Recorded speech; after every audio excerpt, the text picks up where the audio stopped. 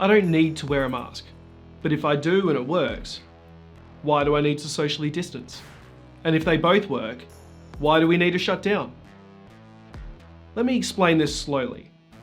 That's like saying, I don't need to wear a seatbelt. But if I do and it works, why does the car have airbags? And if they both work, why do we need the brakes? God damn you Trump supporters are hurting my brain.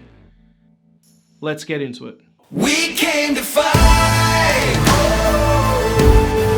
We came to take what was meant to be ours. There's no place to hide. It's just getting silly now. Conservatives always talk about identity politics and how liberals spend their political capital using identity politics to obtain votes.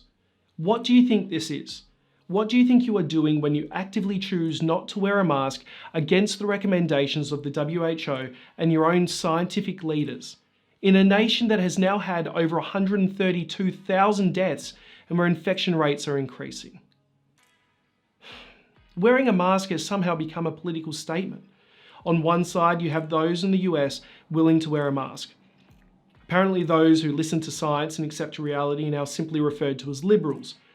Then there are those who oppose masks. Can you guess who they support? Conservatives are now blatantly and transparently identifying as the group that denies science. Again.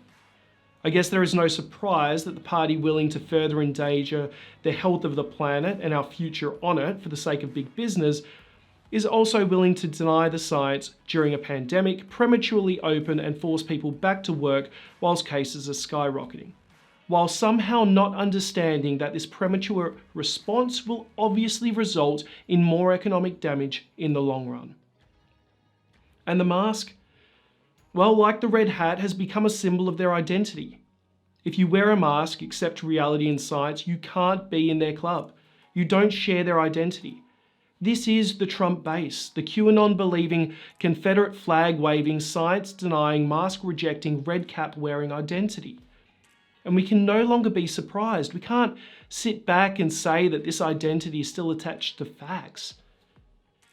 They need to reject science. They need to reject facts. Proving them wrong is no longer a challenge, nor is it fruitful. And this is where I turn to the Democratic Party and their soon-to-be standard bearer, Joe Biden. Don't. Just don't. Don't spend your time trying to secure or swing the vote of people actively detached from reality. If the Klan told you that you had their vote, you would, or at least should, stand up and say, I don't want it. You and I don't share any values and I will actively govern against your ideology. And you should do the same here. These people do not believe in science. They don't accept reality. And they are actively looking to endanger the lives of Americans because of their political identity. Do not pander to them. Instead, shore up your own base. Don't compromise with science deniers, defeat them. And if elected, govern for the majority that live in the real world. I'm sorry to say this, but your dream of united people has passed. Trump's base is defined by hatred, bigotry, corporate welfare, ignorance, and the denial of science. And if you don't represent these ideologies, then don't pretend to. Stop trying to be everything to everyone and start representing your nation's better angels. Instead of trying to compromise with those wearing red hats and sitting on the other shoulder.